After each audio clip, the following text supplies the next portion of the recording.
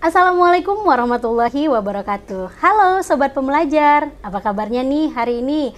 Semoga Sobat Pembelajar semua tetap sehat dan dapat beraktivitas sebagaimana biasanya ya. Bersama saya Nazri Syafitri Nazar, kita ketemu lagi di program yang sudah pasti Sobat Pembelajar tunggu-tunggu, apalagi kalau bukan Martabe. Mari kita belajar.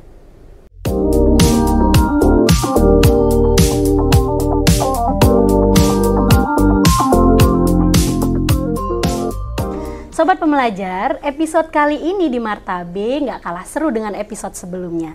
Karena hari ini kita akan membahas tentang program pengungkapan sukarela khusus masalah investasi. Nah, jadi Sobat Pembelajar semuanya, jangan sampai kemana-mana, tetap pantengin terus Martabe. Dan hari ini spesialnya lagi, kita akan berdiskusi dengan seorang penyuluh pajak ahli media dari Kanwil DJP Sumatera Utara 1. Langsung kita temui ya Sobat Pembelajar.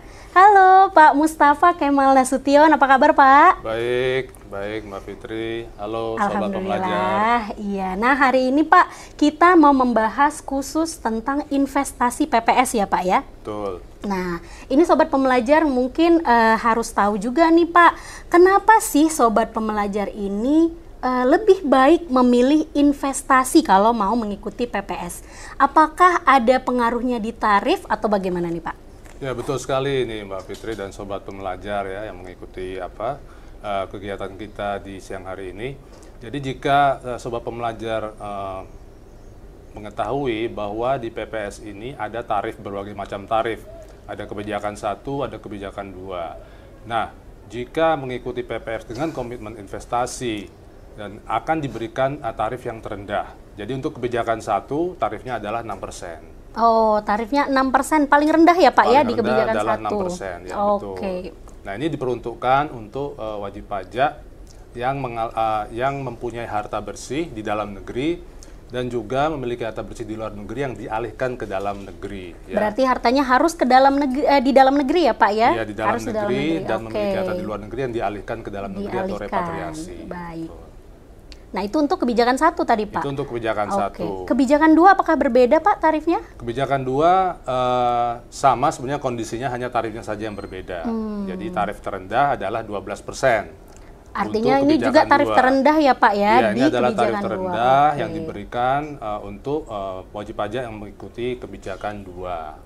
Oke, berarti memang kalau wajib pajak dengan komitmen investasi, maka dia akan menerima tarif terendah di masing-masing kebijakan, begitu ya Pak ya? Betul, dengan catatan diinvestasikan di sektor yang telah ditentukan. Oh, sektornya sudah ditentukan. Nah, kalau begitu Pak, mungkin Sobat Pembelajar mau tahu nih Pak, kira-kira sektor apa aja nih Pak yang bisa dijadikan sebagai tempat untuk berinvestasi atas harta yang diikutkan di PPS ini Pak?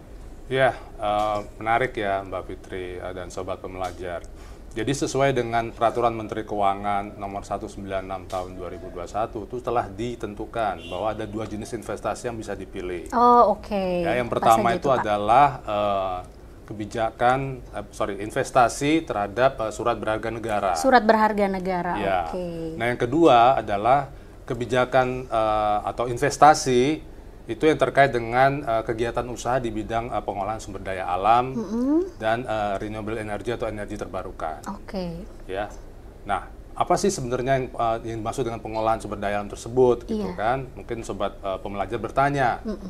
Nah, kegiatan usaha di sektor pengolahan sumber daya alam ini adalah mengolah bahan baku menjadi barang jadi atau setengah jadi. Berarti pengolahan menjadi barang setengah jadi atau barang jadi ya Pak? Yang menambah nilai dari barang jadi bahan baku tersebut. Oke. Betul. Nah, sementara untuk renewable energy atau energi terbarukan itu adalah mengusahakan energi yang dihasilkan dari energi atau dari bahan yang dapat terus diperbaharui. Oh, oke. Jadi itu dia perbedaannya antara pengolahan sumber daya alam dan energi terbarukan ya Pak ya. Berarti di sektor-sektor inilah investasi dapat dilakukan ya Pak ya? Iya, di sektor tersebut investasinya dapat dilakukan. Iya, oke baik. Itu tadi dia ada 2 dua tempat ya Pak, kawan pajak, investasi. dua jenis ya, kawan pajak maupun sobat pembelajar dapat menginvestasikan harta yang diungkapkan dalam PPS ya Pak ya. Nah kemudian kawan pajak dan sobat pembelajar nih mungkin masih agak bingung nih Pak, apa sih yang dimaksud dengan pengolahan sumber daya alam, kok sepertinya tinggi sekali nih bahasanya, bahasa undang-undang ya Pak. Boleh dikasih contoh konkretnya, itu kira-kira usaha apa sih Pak? Iya, ini bagus sekali ini pertanyaannya nih Mbak Fitri dan sobat pembelajar ya, supaya kita semua bisa memahami. Jadi pemerintah ini sudah mengakomodir ya untuk jenis-jenis investasi ini. Nah ini semua diatur dalam Peraturan Menteri Keuangan Nomor 52 Tahun 2022. Oh, oke, ya. Ada sudah ditentukan ya Pak ya? Sudah ditentukan. Jadi kegiatan usaha apa saja di sektor sumber daya alam dan energi terbarukan yang dapat diikuti oleh yang mengikuti program PPS ini, seperti itu. Nah, ini ada 332 jenis. Oh, banyak sekali Pak. Sektor, iya betul, yang dapat diikuti. Nah, salah satu contohnya seperti industri kerajinan, kemudian ada industri pengolahan bahan makanan, industri pengolahan hasil pertanian, kemudian industri terkait dengan mainan anak juga ada. Oh, berarti itu beragam sekali ya Pak? Beragam sekali. Industri bahkan yang bisa dipilih. Yang terkini ada juga terkait dengan aktivitas yang berbasis pemrograman artificial intelligence juga ada. Oh, oke. Berarti jangan-jangan untuk pengembangan game juga sekarang ada ya Pak? Iya, betul sekali. Untuk aktivitas pengembangan game juga difasilitasi. Oke. Berarti emang pemerintah mengikuti tren ya Pak? Iya, mengikuti tren, pengembangan zaman juga. Iya, benar. Nah, sobat pembelajar, ternyata ada banyak sekali sektor. Tadi Pak Kemal sudah bilang bahwa ada 332 sektor industri ya Pak ya, yang bisa dipilih oleh sobat pembelajar apabila ingin menginvestasikan harta yang diikutkan dalam PPS atau program pengungkapan sukarela. Nah, tadi udah tahu nih tarifnya paling rendah. Kemudian mau diinvestasikan kemana saja juga udah tahu. Sektor-sektor investasinya juga sudah tahu. Nah, mungkin apa yang mau ditanyakan sobat pembelajar selanjutnya adalah bagaimana caranya Pak? Iya. Udah tahu tempatnya, udah tahu tarifnya, udah tahu sektornya. Nah, gimana nih cara nginvestasikannya? Kira-kira gimana Pak caranya untuk ikut berinvestasi? Ya, betul sekali Mbak Fitri. Jadi untuk investasi pada surat berharga itu dilaksanakan melalui transaksi pembelian di pasar perdana, ya. Dan caranya itu melalui private placement. Private placement. Private apa placement itu, Pak? melalui dealer utama. Yaitu bank atau perusahaan efek yang telah ditunjuk oleh Menteri Keuangan. Yang sudah ditunjuk ya Pak ya? Yang sudah ditunjuk oleh Menteri Keuangan. Nah, private placement ini apa? Jadi mungkin sobat pelajar bertanya, apa sih private placement ini ya kan? Nah, private placement ini ada semacam transaksi ya, transaksi di mana itu transaksi tersebut tidak melalui penawaran umum atau general offering gitu. Jadi dia lebih bersifat bilateral antara si calon investor dengan dealer utama tersebut atau lembaga tadi, bank atau perusahaan efek. Benar, nah, nanti di situ terjadi kesepakatan, terkait dengan investasinya, gitu. Mungkin rate-nya, jenis investasinya, apakah ori atau suku dan seterusnya. Seperti dan itu. Surat berharga negaranya juga nanti ditentukan ya Pak oleh pemerintah ya? Ya, sudah ditentukan. Jenis-jenisnya. Ditentukan melalui juga dealer utama atau lembaganya juga sudah ditentukan. Itu untuk surat berharga negara. Oh iya, itu baru untuk surat berharga negara nih, sobat pembelajar. Ada satu lagi ya Pak sektor yang bisa diinvestasikan nih? Jenis lagi, yaitu terkait dengan investasi di kegiatan usaha di sektor pengolahan sumber daya alam ya, atau energi terbarukan. Nah, itu bisa dilakukan dalam bentuk pertama pendirian usaha baru. Oh, mendirikan usaha baru. Mendirikan usaha baru ya. Dan yang kedua melalui penyertaan modal ya pada perusahaan yang sudah melakukan IPO atau initial public offering ya, penawaran umum perdana seperti itu. Dan juga pemesanan efek terlebih dahulu. Ini semacam right issues ya. Mungkin ada sahabat pembelajar yang sudah tahu ya, semacam itu. Nah, sobat pembelajar nih kayaknya juga sekarang udah mengikuti tren ya. Mungkin lebih enak sepertinya investasi di sektor-sektor industri ini nih Pak. Lebih menjanjikan sepertinya ya. Dan mungkin juga lebih update ya dengan sobat pembelajar kaum milenial dan seterusnya. Iya, apalagi kaum milenial nih sepertinya lebih sesuai dengan hobi sepertinya ya Pak ya. Iya, betul di sekali. sektor-sektor yang memang baru-baru muncul sekarang-sekarang ini ya Pak ya. Betul.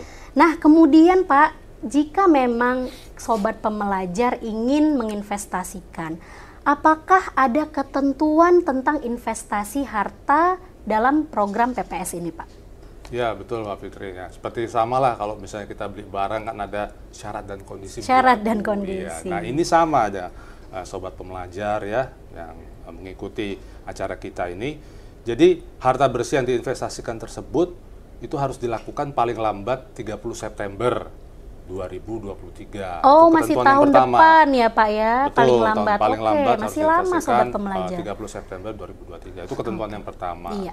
Kemudian ada yang namanya holding period.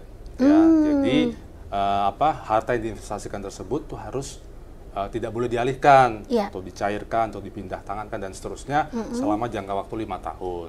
5 tahun dulu ya Pak ya. 5 tahun ya. Nah, jangka waktu 5 tahun itu ya sejak seluruh harta tersebut diinvestasikan.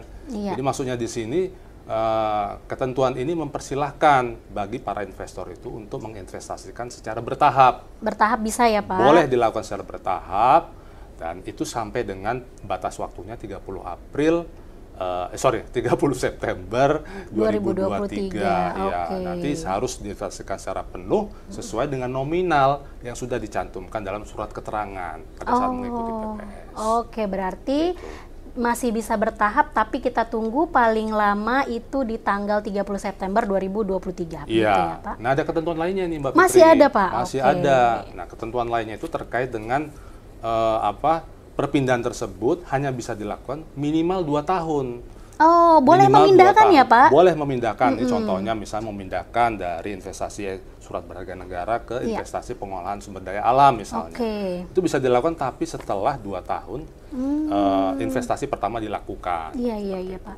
Dan hanya boleh dilakukan maksimal 1 kali dalam 1 tahun. Ya, jadi ada ketentuan terakhir ini terkait dengan investasi dalam PPS, yaitu untuk perpindahan antar investasi diberikan jeda waktu selama 2 tahun. Oh, jadi tadi iya, sudah iya, dicontohkan, misalnya dia sudah melakukan investasi di surat berharga negara, itu bisa pindah ke sektor pengolahan sumber daya alam dalam jangka waktu 2 tahun maksimal. Jadi tidak boleh lebih dari itu. Dan jangka waktu ini, jeda waktu ini itu menangguhkan holding period yang 5 tahun tadi. Oh, berarti bisa lebih panjang investasinya Iya, ya Pak? argonya balik lagi. Karena ada jeda waktu Karena ya ada Pak jeda ya. waktu tersebut. Oke, jadi itu dia sobat pembelajar, kalau ingin memang berinvestasi dalam program PPS ini, memang ada term and condition-nya yang harus dipenuhi oleh sobat pembelajar. Tapi nggak ribet-ribet amat kok ya Pak ya. Iya, nggak ribet. Hanya untuk agar investasinya lebih dapat, maka 5 tahun harus diinvestasikan dulu ya Pak. Dan juga dapat imbal balik yang lebih Iya baik. betul Pak. Jadi setelah 5 tahun kalau memang merasa memang mendapatkan imbal balik yang lebih baik, silakan dilanjutkan ya Pak ya investasinya ya. Iya, toh itu juga untuk kontribusi buat negara kita. Iya betul sekali. Nah sobat pembelajar, demikian diskusi kita hari ini. Jika sobat pembelajar masih ada pertanyaan nih atau mau konsultasi terkait perpajakan, kira-kira kemana nih bisanya Pak Kemal? Ya, bisa ikuti akun media sosial Kanwil DJP Sumatera Utara 1 di Facebook, Instagram, Twitter, dan TikTok di Pajak Sumut 1. Pajak Sumut 1. Betul. Dan YouTube Kanwil DJP Sumatera Utara 1. Oke, udah lengkap nih kanal media sosialnya Kanwil DJP Sumatera Utara 1 ya Pak ya. Ya, betul sekali. Baik sobat pembelajar, jangan lupa untuk mengikuti program pengungkapan sukarela sebelum batas waktunya berakhir di tanggal 30 Juni 2022 ini. Sampai di sini diskusi kita hari ini. Sampai ketemu lagi di episode selanjutnya, sobat pembelajar. Sampai ketemu. Terima kasih sudah menyaksikan.